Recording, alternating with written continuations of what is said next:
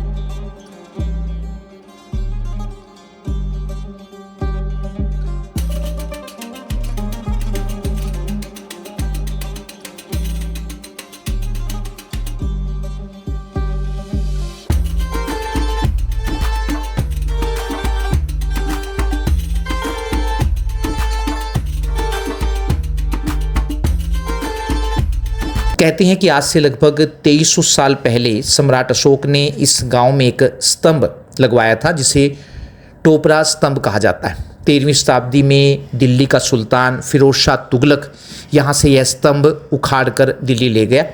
उसने स्तंभ पर लिखी भाषा को पढ़वाने की खूब कोशिश की, लेकिन कोई भी स्तंभ पर लिखी भाषा को नहीं पढ़ पाया।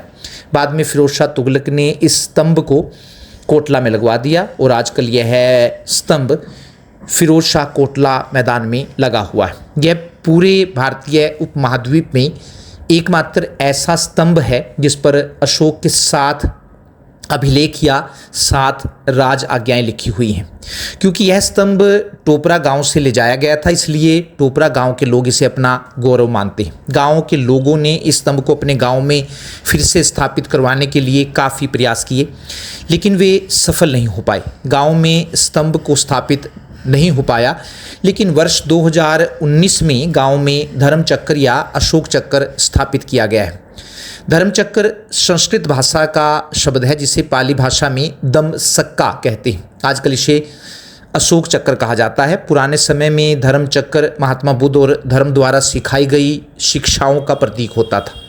सम्राट अशोक ने अपने शासनकाल में बौद्ध धर्म के प्रचार के लिए पूरे भारतीय उपमहाद्वीप में बहुत सारे स्तंभ बनवाए थे और इन स्तंभ पर धर्म चक्र भी लगवाए थे।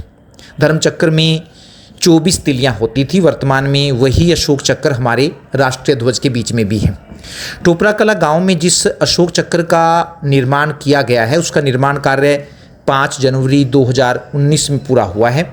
यह चक्र पृथ्वी के चुंबकीय क्षेत्र के संयोजन के साथ खड़ा है, अर्थात इसको खड़ा करने के लिए कोई सहारा नहीं दिया गया, बल्कि यह अपने सहारे खुद खड़ा है।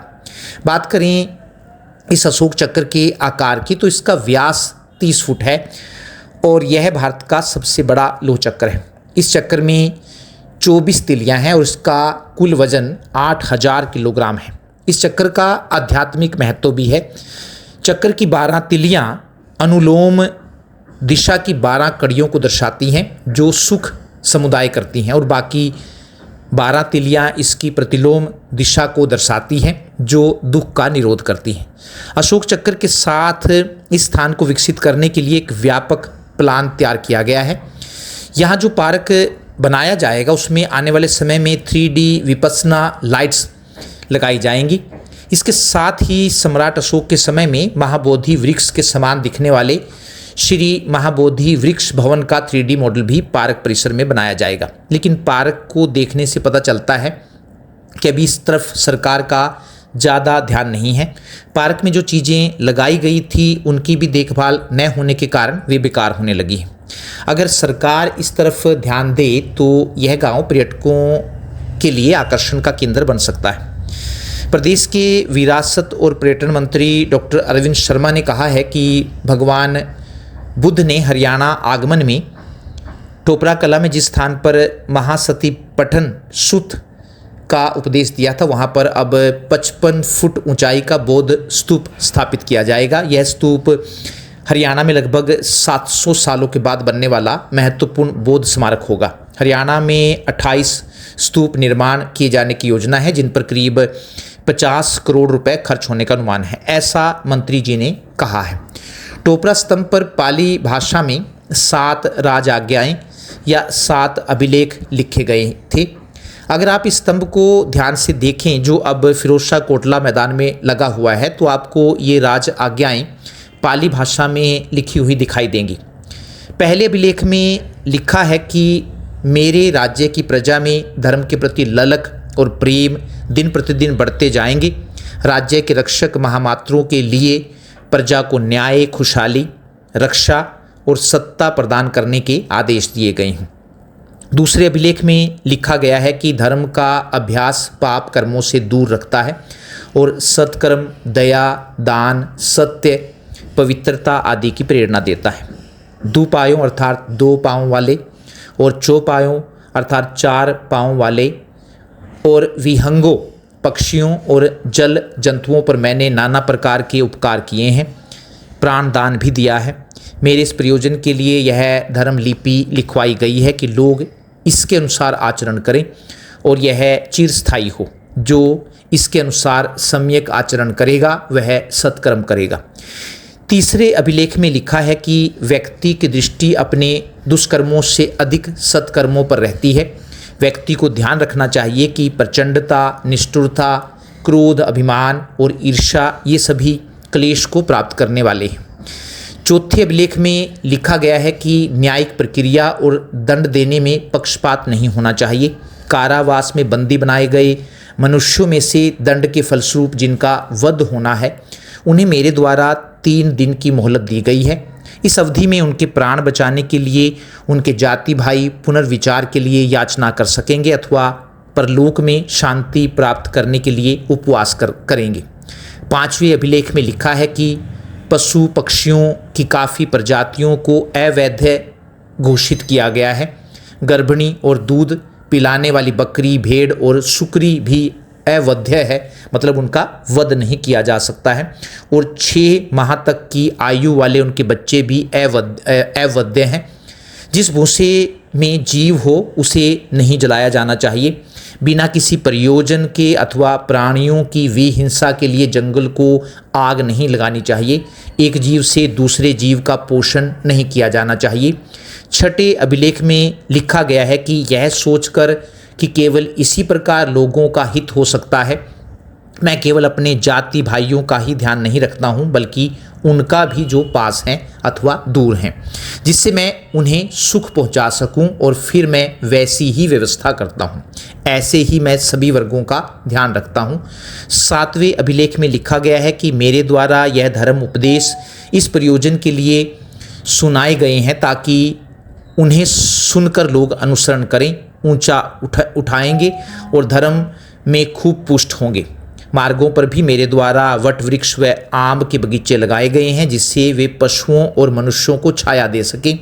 आधे आधे कोस पर मेरे द्वारा कुएं खुदवाए गए हैं और विश्राम स्थल बनाए गए हैं। पशुओं और मनुष्यों के उपयोग के लिए मेरे द्वारा जहाँ तहाँ बहुत से प्याऊ भी बनाए गए हैं। इस धर्म आचरण का लोग अनुसरण करें। इस प्रयोजन से यह कार्य मैंने ही किया है। मनुष्य में जो यह धर्म की बढ़ोतरी हुई है वह 2 प्रकार से हुई है, धर्म के नियमों से और ध्यान से, और उनमें से धर्म के नियमों से कम और ध्यान से कहीं अधिक हुई है। यह इस उद्देश्य से लिखवाया गया है ताकि यह मेरे बेटे पोतों के शासनकाल तक और चंद्रमा और सूर्य के आसमान में रहने तक लोग इसका अनुसरण करें। सम्राट अशोक ने बौद्ध धर्म का प्रचार करने के लिए भारत और पड़ोसी देशों में बहुत सारे बौद्ध स्तंभ बनवाए थे। ये स्तंभ बांग्लादेश से लेकर कंधार अफगानिस्तान तक लगभग 10,000 वर्ग किलोमीटर तक फैले हुए हैं। अगर हरियाणा में मौजूद मुख्य स्तूप और विहार की बात करें तो यमुनानगर में आदि बद्री, सुंग, चनेट्टी, टोपरा कला गाँव में, करनाल में असंध में, कुरुक्षेत्र में कुरुक्षेत्र यूनिवर्सिटी में, हिसार में अग्रोहा में, और रोहतक में खोखरा कोट में बुद्ध स्तूप और विहार देखने को मिलते हैं। धन्यवाद, नमस्कार।